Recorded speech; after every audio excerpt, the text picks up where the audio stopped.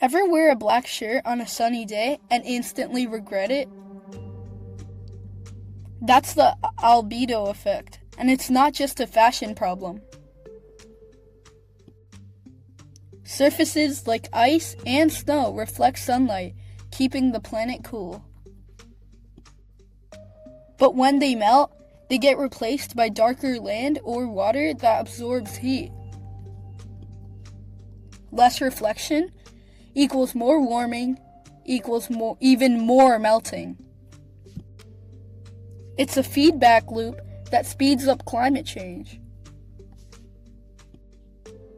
The albedo effect shows how one change can trigger many.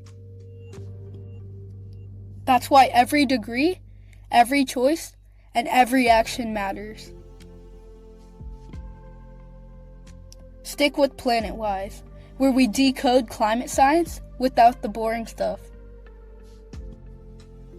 Oh, and make sure to follow our blog at planetwisehub.blogspot.com. Oh, and to support our channel, please consider subscribing, commenting, and leaving a like. Thank you.